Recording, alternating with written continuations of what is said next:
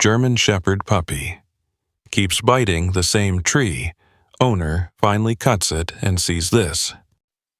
The day Mark Thompson brought the tiny German Shepherd puppy home, he felt a strange surge of both joy and apprehension. He'd never owned a dog before, and he had no idea what to expect. The puppy, whom Mark decided to call Rocco, was 8 weeks old, a soft ball of fawn fur with black patches adorning his face and ears. His large paws promised that he would grow up to be a majestic animal. But from the very moment Rocco stepped off the back seat of Mark's truck and set paw on the Thompson property, he acted as though he already belonged there. Rocco scampered across the yard on that first day, sniffing everything and everyone. Mark's wife, Natalie, and their 8-year-old daughter, Chloe, welcomed the puppy with squeals of delight. But as the family admired the new addition, Mark couldn't help but notice how the puppy kept circling around a towering oak tree near the back fence. Even on that first day, Rocco repeatedly approached the trunk and bit the gnarled bark. At first, Mark thought it was just a quirk or curiosity. Puppies chewed on all sorts of objects. But when the behavior continued for weeks, concern began to nestle itself in his mind. Every time Rocco was let outside, he'd dash straight to the oak, stand on his hind legs, and nip at the same spot on the tree trunk. He dug at the roots, snapped at the bark, and pawed at it frantically.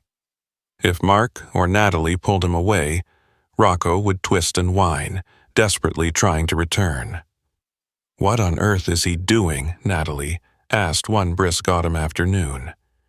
The couple stood on their porch, steaming cups of coffee in hand, watching Rocco worry the tree.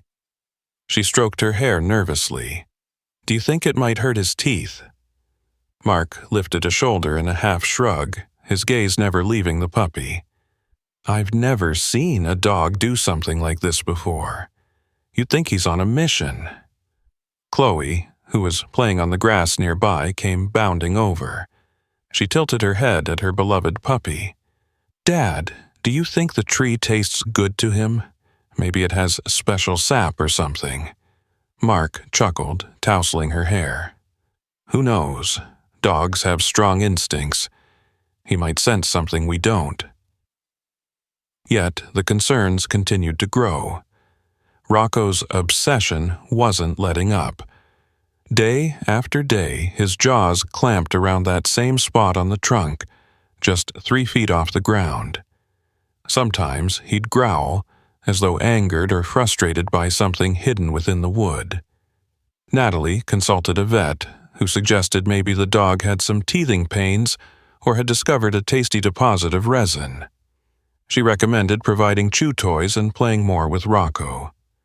Still, no matter how many squeaking balls or rope toys Mark and Natalie offered, Rocco would always return to the oak tree, fixating on the exact same spot. Eventually, Rocco's gnawing and digging revealed a small split in the bark, a shallow cavity that had formed over time. Mark attempted to patch it up one afternoon, hoping a bit of protective tree sealant might ward the puppy away. But it was futile. Rocco would claw the sealant off, whimpering at the rough gash. On a stormy winter evening when the sky crackled with lightning and rattling thunder, Mark stepped outside to gather Rocco for the night. Sheets of rain lashed the yard. He called the puppy's name, but there was no response. All at once, lightning flashed, illuminating the yard in stark white brilliance. And there, soaked to the bone, was Rocco, fur plastered down, standing on hind legs, furiously biting at the tree as rain drenched him. "Rocco!" Mark thundered over the storm. "Come on, buddy!" He rushed into the yard, water soaking his boots. He scooped the shivering puppy into his arms, feeling Rocco's heartbeat race. Rocco whimpered and continued to push his muzzle toward the tree, as though something about it demanded he stay. Mark hurried inside, gently toweling Rocco off. The puppy's ears lay flat, and his eyes were wide, tail drooping.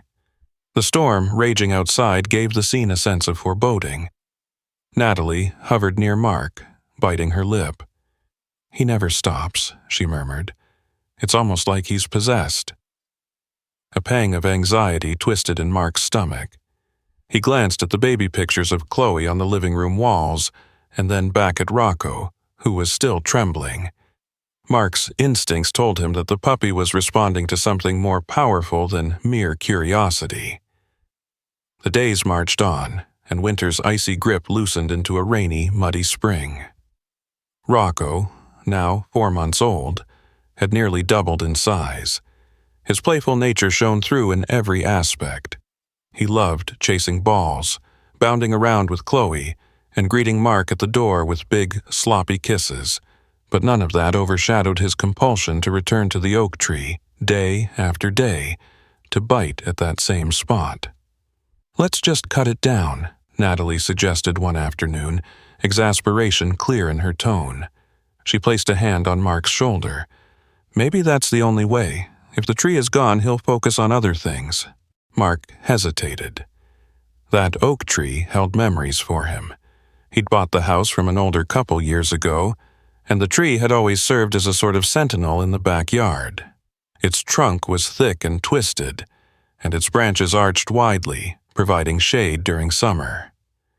He remembered nights under those branches, watching the stars with Natalie when they were newlyweds. Yet Mark couldn't deny that Rocco's fixation was growing stronger. The dog often left the trunk scratched and splintered, and the bark was beginning to rot away in certain places, exposing raw, damp wood. Some nights, Rocco seemed anxious, pacing by the back door, whining to be let out, as though he needed to guard that specific spot. "I'll think about it," Mark replied quietly, pressing his lips into a firm line. The unexpected conflict came sooner than Mark anticipated. One evening, when the sun dipped below the horizon and the sky turned a dusky purple, Chloe screamed from the backyard. Mark bolted outside, heart pounding, to find Rocco barking and snarling near the fence. A stranger, a gangly, hooded figure, stood just on the other side of the chain-link fence, watching the yard with piercing eyes. "Hey!" Mark shouted, adrenaline spiking. "Get away from my property!" The figure muttered something inaudible and slunk off into the shadows. Rocco continued to bark furiously, pacing by the tree, hackles raised. Mark swept Chloe into a protective hug, feeling her tiny heart drumming against his chest. "Dad, he was just standing there," Chloe said in a shaky whisper. "Rocco went crazy, like he was trying to protect the tree." "I know, sweetheart," Mark said softly, though he was unsettled by the entire incident. The next night, Natalie woke Mark at 3 a.m, shaking his shoulder. "Mark, I heard something in the yard." They peered out the bedroom window. Though no obvious figure appeared, there was a rattling sound, like someone testing the fence. Rocco was going berserk below, barking his head off. Heart hammering, Mark grabbed a flashlight and hurried outside, barefoot. The yard was silent aside from the wind rustling the grass. Rocco barked and barked, pawing again at the tree. Mark couldn't spot anyone lurking in the darkness, but an unsettling feeling coiled within him. Could it be that the tree is old enough that it's got some kind of valuable trunk or wood that someone wants? Mark wondered out loud when he got back inside. Natalie frowned. They'd heard rumors of thieves illegally harvesting rare wood, but it seemed far-fetched in their suburban neighborhood. Yet, from that point on, Mark's mind would not rest. Rocco's nightly barking, the rotting trunk, and the mysterious intruder melded into a single, ominous threat. Perhaps the tree's interior was hollow, or maybe it contained something of value. Why else would the puppy keep biting at it? Things reached a boiling point one late afternoon when Mark was away at work. Natalie was running errands, and Chloe was at a friend's birthday party. Mark returned home to find a small section of the back fence torn open. Rocco was missing. The yard looked disturbed. Tufts of grass were uprooted near the oak tree, and the trunk bore fresh gashes, as though someone had hacked at it with a blade. Fear crawled through Mark's entire body. He dashed into the backyard, calling Rocco's name, scanning the shadows under the oak. No sign of him. Mark grabbed his phone and dialed Natalie in a panic. "Rocco's gone. Someone broke in.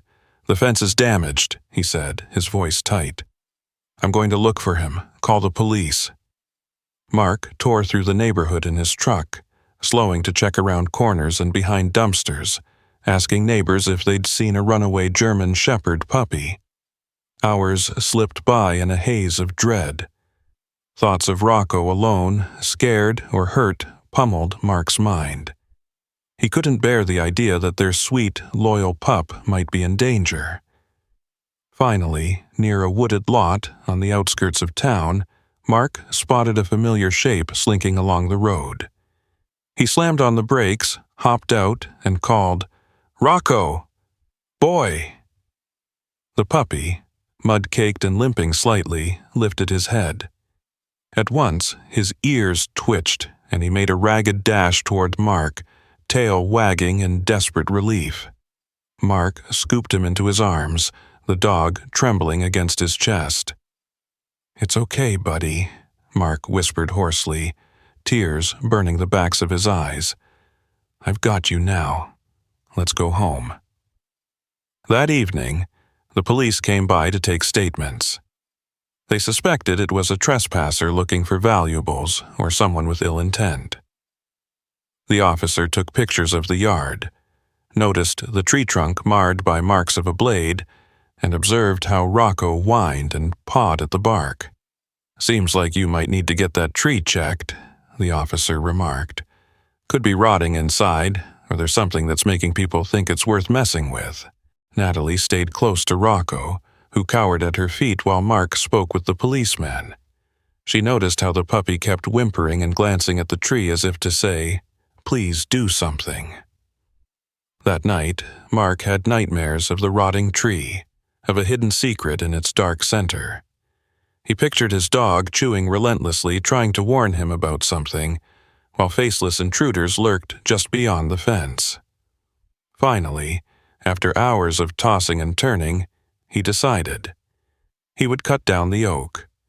He hoped that by cutting it, he could uncover the cause of Rocco's obsession and remove the reason intruders might be prowling around. Though it pained him to think of losing that stately tree, he was done risking his family's safety and his dog's over unexplainable mysteries. The very next morning, Mark rented a chainsaw from the local hardware store. The sky was gray, an overcast gloom that mirrored the dread weighing on Mark's shoulders. He called a friend, Jake, to help. The two men surveyed the massive trunk, running their hands along the bark. Rocco stood off to the side, ears pricked, whining every few seconds as if he knew what was about to happen. With a grim sigh, Mark fired up the chainsaw. The shrill roar echoed across the neighborhood. Sawdust flew as he carved into the centuries-old wood. The vibrations shook Mark's arms, and he swallowed hard, ignoring the lump in his throat as he felled the branches. Birds scattered from the surrounding trees, squawking in alarm. Bit by bit, the once proud oak came down. Chloe stayed inside, eyes reddened from tears. She had grown attached to the tree almost as much as Rocco had. Natalie hovered anxiously by the window, arms folded. When the trunk was mostly horizontal, Mark moved in, carefully sawing through the biggest section. It was tough, like chewing through bone. With each pass of the saw, Rocco barked wildly, as though urging him on. Finally, the trunk surrendered, splitting open with a resounding crack that made Mark's entire body jolt. The interior was dark, damp, and partially hollow, rotten in some areas but still packed with fibrous layers. Something glinted faintly in the gloom. Mark shut off the chainsaw, letting the abrupt silence wash over him. A chill ran down his spine as he knelt, gently prying the wood apart with gloved hands. The bark peeled away, revealing a strange cavity about the size of a shoebox hidden deep within the trunk. Inside lay a small battered metal container. The corners were rusty, the top dented, and there was a faint insignia on the lid. Mark's breath caught in his throat. He reached out and lifted the container free from the rotted interior. Jake whistled, stepping closer. "What do you think that is?" "I don't know," Mark said, shaking off sawdust. "But I'm guessing it's what Rocco's been after all along." In that moment, as if relieved, Rocco stopped barking. He padded over, sniffing at the metal container, then looked up at Mark with wide brown eyes. Natalie and Chloe emerged from the house, stepping gingerly over fallen branches to approach. They stared at the rusted box in astonishment. "Open it," Chloe whispered, her voice trembling with nervous excitement. Mark carefully pried at the lid. The hinges groaned, rust flaking off, until the top popped open. Inside, wrapped in a disintegrating cloth, were two items: a small tattered journal and a photograph. The photograph was faded, with the black and white image partially water-stained. It showed a man and a German shepherd standing in front of what appeared to be the very same oak tree, albeit decades younger. In the man's right hand was a rifle, and in his left, the dog's leash. The journal's cover bore the initials HS and the date 1944. Mark's heart pounded. Carefully, he flipped through its pages. The writing was spidery and faint, describing wartime events, the trials of a soldier who had returned from overseas, and his cherished dog, an unnamed German shepherd who had saved the man's life on more than one occasion. Mark read an excerpt out loud. "He followed me home after the war. I owe him everything, my life, my hope, and my heart. I cannot bear the thought of losing him. But these nightmares, they won't leave me. The war left scars on my mind. The dog senses my pain, stands guard by this tree every night. Someday, if my mind fails, I fear I will do harm. That's why I must hide these memories. I pray no one will see. But if they do, forgive me, faithful friend." Natalie's hand crept to her mouth, tears filming her eyes. Mark swallowed, glancing at the photo again. The man's eyes were haunted but gentle. He wore a tattered uniform, and the German shepherd at his side radiated loyalty. Rocco whined softly, and Mark patted his head. "So, that's what you were sensing, huh?"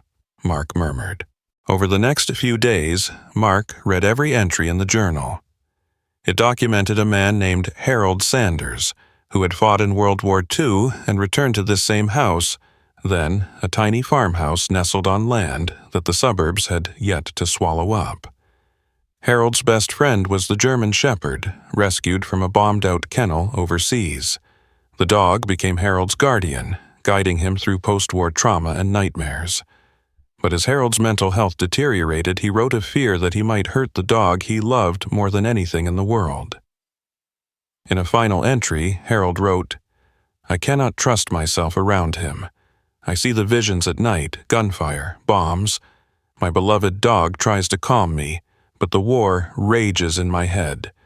If something happens to me, if I lose my grip on sanity, I want the world to remember my friend's loyalty. I will hide these memories in the tree we used to sit under. God forgive me if I fail him." Tears streamed down Natalie's cheeks when Mark read that part out loud at the kitchen table. Chloe hung on every word. Rocco curled at her feet. Even Jake, who dropped by to hear what they had discovered, was solemn and teary-eyed. "That's heartbreaking," Natalie said softly. He was afraid his trauma would hurt the dog.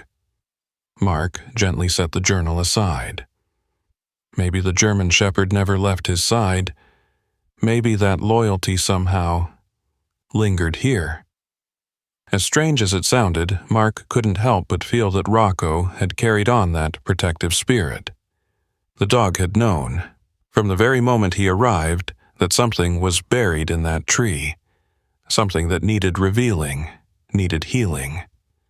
Despite the discovery, Mark still felt uneasy. Why had an intruder tried to break into their property? What did they want from the tree? It was Jake who provided a clue. He recognized the insignia on the metal container as the crest of a local historical society. Some older war memorabilia could fetch high prices on the black market, especially if it included original journals, photos, or personal mementos. Over the next week, Mark took steps to ensure the family's security. They repaired the fence and installed motion lights. Rocco, no longer obsessed with biting at the now felled oak, seemed calmer. He followed Mark everywhere and spent more time enjoying simple puppy pleasures, chasing balls and licking Chloe's face. Still, the question remained: what to do with the journal and photo? Natalie suggested they donate it to a museum, or perhaps find living relatives of Harold Sanders who might treasure that piece of family history. While searching local records, Mark discovered that Harold Sanders had passed away decades ago in a veterans hospital. There was no record of him ever marrying or having children. The last known address was the farmhouse, this very property. One day, Mark visited the local library, journal in hand, to see if anyone knew more about Harold. An elderly librarian recalled stories from her grandparents about a war veteran who lived with a faithful German shepherd. She recounted how, one stormy night, the dog supposedly saved Harold from an attempted burglary, growling at intruders who had planned to steal Harold's meager wartime souvenirs. Harold had the dog at his side until the end, or so the local legend went. "All I know," said the librarian, adjusting her glasses, "is that Harold was known for talking about how dogs are angels on earth. He once told my grandfather that the dog was the best friend he ever had. A real hero." Hearing that, Mark felt a deep respect for the man whose private grief had been locked away in the tree. He resolved to preserve Harold's story, not for profit, but to honor the bond between man and dog. When Mark returned home that afternoon, Rocco bounded to greet him, tail wagging. Mark knelt and wrapped his arms around the German shepherd, burying his face in the dog's thick fur. "Thank you," he whispered into Rocco's ear. "Thank you for leading us to the truth." A few days later, Mark took the journal and photo to the local historical society. The curator, an older woman named Patricia Gibbons, was moved to tears by the story. She promised to keep the relics safe, to exhibit them as a testament to the loyalty between soldiers and their canine companions. That night, as the Thompson family sat around the kitchen table, they couldn't help but feel a sense of peace. The oak tree was gone, leaving a stump in the yard, but there was a renewed warmth in the home. It was as though Rocco had fulfilled a mission bestowed upon him by some unseen presence. On a bright, cool Saturday morning, Mark, Natalie, Chloe, and Rocco gathered around the old stump. A landscaper had cut the trunk into neat segments, and a few large pieces remained stacked on the grass. Together, they placed a small cross near the stump, commemorating the memory of Harold Sanders and his faithful dog. Chloe had decorated the cross with plastic poppies, symbolizing remembrance for fallen soldiers. After a moment of silence, Natalie placed a gentle hand on Chloe's shoulder. "Your father and I have been talking," she said softly. "We thought about planting a new tree here in memory of Harold and his dog." Chloe's eyes lit up, and she turned to Rocco, scratching behind his ears. "You hear that, boy? We're going to plant a new tree, a place for you to watch over, just like Harold's dog did." Mark bent down, ruffling Rocco's neck fur. The dog licked his face, making Chloe giggle.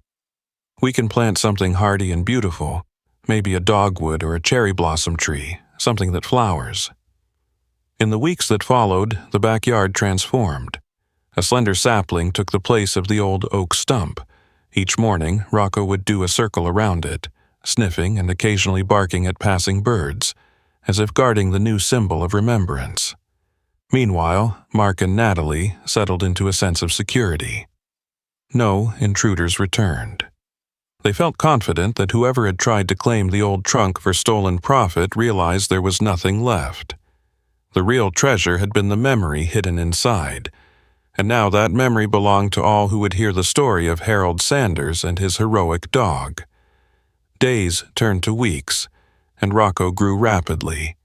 He became a powerful, agile shepherd, with bright, intelligent eyes and unwavering devotion to the Thompsons.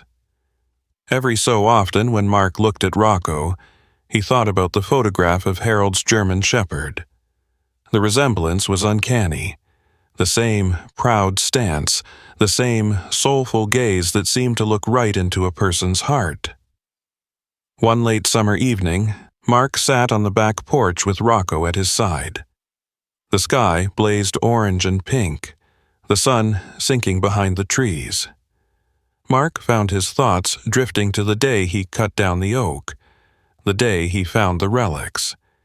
He remembered the fear and uncertainty, the worry that Rocco might hurt himself, the nagging feeling that something sinister was hidden in the trunk. He also remembered the incredible relief when the truth was finally revealed, like a weight lifted off his shoulders. Harold's story had found its voice through Rocco's instincts. Mark felt a wave of gratitude that he was able to give that soldier's memories a proper resting place. Natalie stepped outside, sitting next to Mark. She rested her head on his shoulder. They watched as Chloe tumbled through the yard, giggling while Rocco chased her. "You know," Natalie said, her voice soft, "I think about that poor man, Harold, and how he felt so alone. I'm so glad he had his German shepherd to keep him going. Even if it ended in tragedy, at least that dog gave him love." Mark nodded, a lump forming in his throat. "Me too. And I think that's the life lesson for us. Dogs, pets, people we love, we can't take them for granted. Loyalty is a gift that cuts through darkness." Natalie's gaze followed Chloe, who shrieked happily as Rocco skidded and pounced, tail wagging. And no matter how dark our past or our fears, sometimes it takes an unwavering friend to guide us toward healing. Mark leaned in and kissed Natalie's temple. Couldn't have said it better myself. In the days that passed, the story of the hidden journal spread through the neighborhood. A local journalist wrote an article about Mark's discovery, highlighting the heroism of Harold's German shepherd and the strange persistence of Rocco in uncovering the trunk's secret. Chloe was proud, telling her friends at school about the historical mystery in her own backyard. A month later, the Historical Society hosted a small gathering to unveil their new display: Harold Sanders' journal, the photograph, and a short write-up on the loyalty between soldiers and their dogs. The Thompsons were invited as guests of honor. Mark stood with Natalie, Chloe, and Rocco by his side. The society had graciously allowed Rocco in for the ceremony, recognizing his role in the discovery. As Patricia Gibbons spoke to the modest crowd, she highlighted the significance of preserving personal wartime stories, of never forgetting the sacrifices made by people and animals alike. Then she beckoned Mark to speak a few words. Stepping up to the podium, Mark cleared his throat. He looked down at Rocco, who sat obediently at his feet. "I never imagined," he began, voice thick with emotion, "that the day I brought this puppy home, he would guide me to uncover a man's lifelong struggle. A man who gave everything to protect our freedoms, and whose only solace was his faithful dog." Mark paused, letting a hush settle. "This discovery taught me the power of loyalty, the depth of the bond we share with our dogs. Harold Sanders' German shepherd saved him from despair, and in turn Harold tried to protect that dog from his own demons. Their story was nearly lost to the ages, hidden away in an old oak tree. But thanks to Rocco, we get to remember it. We get to honor it. Warm applause followed, and Mark stepped away from the podium, tears in his eyes. As the event concluded, various attendees patted Rocco's head and took pictures with him. Chloe beamed with pride, clinging to Rocco's neck every so often to hug him. That evening, after the display, Mark and his family returned home. They strolled into the backyard where the newly planted sapling stood in a gentle moonlit glow. The night air was cool, and the leaves rustled quietly. Natalie took Mark's hand. "It's funny," she said with a wistful smile, "how something that started as a frustration, Rocco biting that tree, led to such a meaningful discovery." Mark squeezed her hand. "Sometimes life works in mysterious ways. You think you're dealing with a nuisance, but it turns out to be a blessing in disguise." Chloe yawned, leaning against the back porch railing. "I still miss the old tree," she admitted, eyes filled with childlike sincerity. "But I like that we planted a new one. It feels like a fresh start." "It does," Mark agreed. He ran a hand through Rocco's thick fur. The dog looked up, panting happily.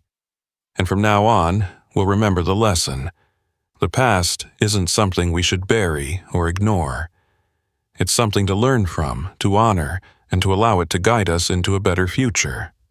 Rocco let out a low, contented woof, as if in agreement. In that quiet moment, under the silver wash of moonlight, the Thompson family felt whole. The yard might have looked different, missing the towering oak, but in its place stood a new symbol of resilience and memory, nurtured by the loyalty of a dog who wouldn't rest until the truth was revealed. In time, the sapling took root and grew stronger each passing season. Rocco, too, grew and thrived, becoming not just a beloved pet, but also a guardian, ever watchful, ever ready to protect his family.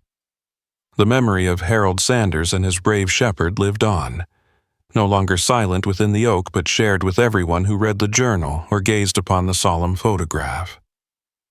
And for Mark, Natalie, and Chloe, whenever they stepped into the backyard, they were reminded of one simple truth.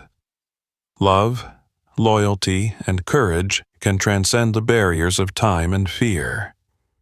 Sometimes it takes the unwavering determination of a faithful friend, be it a dog or a fellow human, to lead us to discover not just the secrets of the past, but also the deeper truths about ourselves.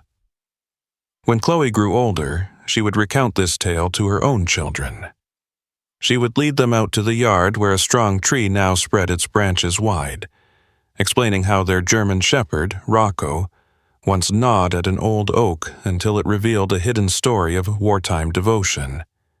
She would tell them how that story inspired their family to always protect and cherish the bonds they formed, both with people and animals.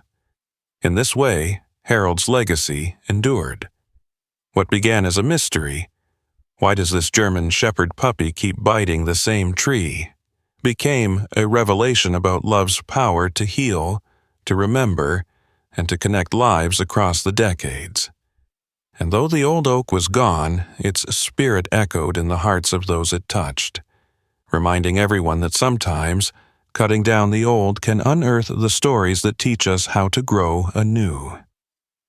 In the end, the Thompsons learned that no matter how old or hidden a wound may be, facing it can lead to the healing of many hearts. And often, the key to uncovering those buried truths is steadfast love, the kind we receive from faithful friends, whether they walk on 2 legs or 4.